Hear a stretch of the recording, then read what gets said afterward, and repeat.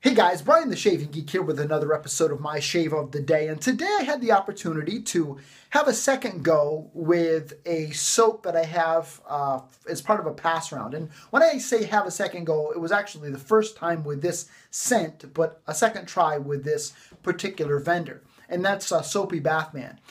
You may, if you are a member of the Facebook groups where I post my shave of the day pictures, you may remember that a couple of days ago I posted a shave of the day but no video for the first try with this. And that's just because there were so many things that went wrong with that shave. Not that it was a horrible shave, but I really didn't want to provide a review.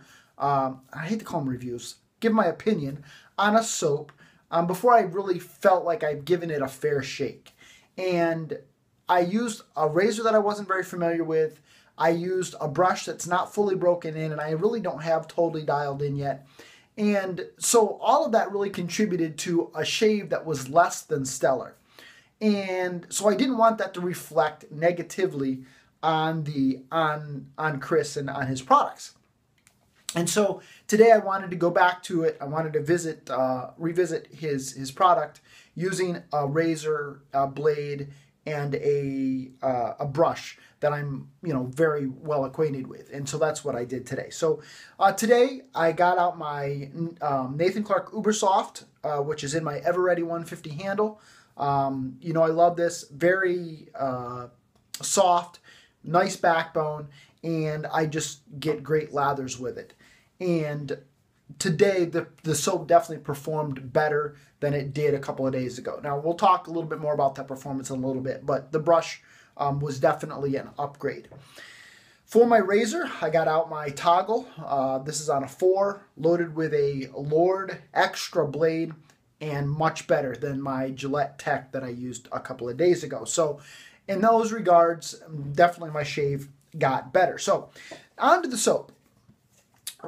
This is my first time using Soapy Bathman. I had never used it before. And so normally what I would do as part of this is I would review the packaging as well as the scent and the performance. I would give my opinion, let me put it that way, on the soap, including the packaging, the performance, the scent, all of that kind of stuff.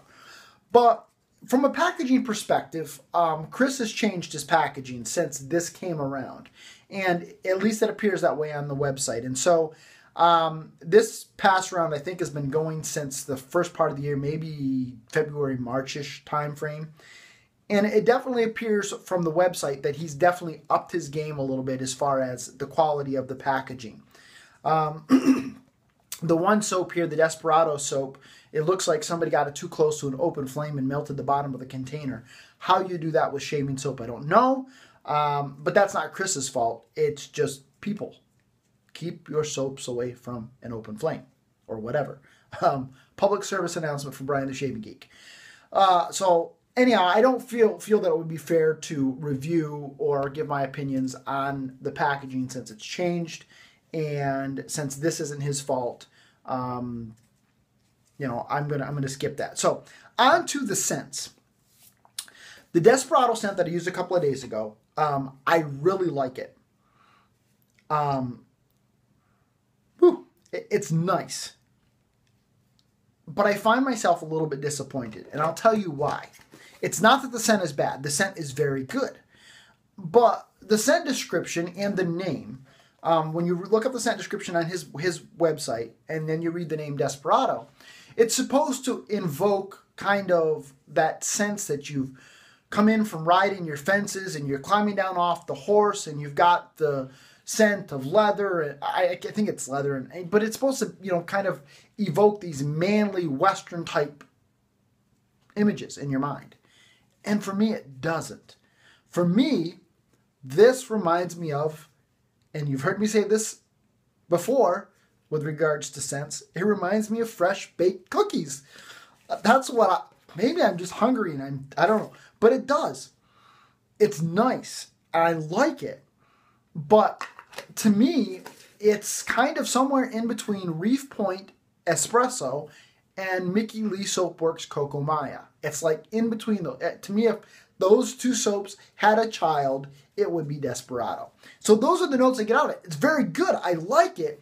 But I was expecting it to be more along the lines of maybe Go West from Tiki, which is very leathery, or along the lines of PAA's Tombstone. And there's a couple other ones that are more in that vein that I've tried. And I expected this to be more like that, and it isn't. And so in that regard, I found myself just a little bit disappointed, underwhelmed, because I had kind of, in my mind, put it in that category, and it's really not. Now, does that mean that it's a bad scent? No, not at all. It's a very, very nice scent. I wish it was a little bit stronger, maybe a notch or two stronger, but I pick it up out of the container with no problem. And it was a very enjoyable scent. I'm not going to talk about the performance when I use Desperado, simply because, again, all of those things, the razor I wasn't familiar with, a blade that I had to swap out mid-shave, a brush that's not fully broken in, I don't have dialed in yet, contributed to maybe not quite as good of a shave as I could have gotten. So today, I used Cigar Lounge, which is a tobacco style scent. And when I signed up for this pass round, I signed up realizing that there was a pretty good chance that I wouldn't like Cigar Lounge, just because I'm not a huge tobacco fan. I didn't like tobacco. I don't like Z Pepino. I've got a couple of Dr. John's, his black label and gold label, that I haven't used yet. But the smell right out of the tin just doesn't thrill me too much. About the only tobacco scent that I've enjoyed up to this point has been Cavendish from PAA. But for me, I'm just not really a tobacco scent. That's just not something that I enjoy too much. And so I knew when signing up for this probably wasn't going to be a scent that would be for me. And I was right. It reminds me quite a bit of tobacco, to be honest. And I've traded tobacco off. I've traded Z Pepino off. I've traded all of my tobacco except for the two Dr. John's, which I haven't used, but I'm probably going to trade them off. I've just traded those off because tobacco-scented soaps just really don't seem to be for me. And so, while this is a nice scent if you like tobacco scents, and if you like tobacco, you would love this, I'm sure. For me, it's not for me. Performance-wise, it definitely performed better today with the Nathan Clark Ubersoft.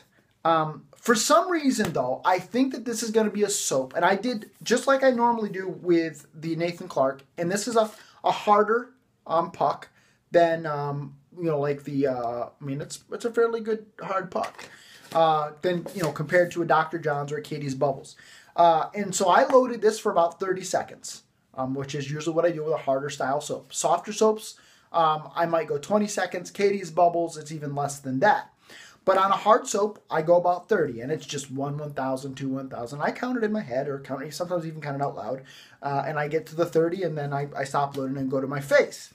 The first pass was very nice and creamy, but by the second pass, it had started to thin out on me somewhat. And I really had to work at it to get a lather to where I wanted it to be. And I was able to do so. It just took a little bit more work. And so I think that this is a soap that it would take me just a little bit to understand at the load point, the lathering, and I wish I had a couple more days to work with it. Unfortunately, I've got to pass this on because I'm going on vacation, and I've got to get it out to be fair to those who are following.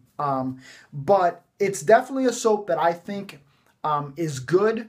It would just require a little bit of work for me to get it dialed in, I think, just based on my water quality and whatnot. So those are my thoughts on Soapy Bathman. It's a good product based on these two soaps. Am I going to run out and buy Soapy Bathman? Probably not. But if I have the opportunity to trade for it in the future, I probably would.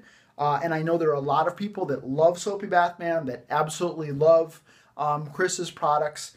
And, just for me, based on these two, it's a soap it's good, but it didn't wow me. And that's just me being honest. So if you've got thoughts on it, and maybe I screwed up with regards to loading, maybe it needs to be loaded longer, or You know, I don't know as I know with the Desperado, I did bloom it with the Cigar Lounge. I don't know as I did. I think I might have just splashed hot water on it and gone to lathering. So maybe, you know, that's where I messed up. But, you know, provide me with some thoughts and you know, let me know what your thoughts are and your experience has been with Soapy Bathman. As far as from a post-shave feel, it left me, you know, feeling nice, not dried out at all, but not extremely greasy or moisturized. So that feel was very good.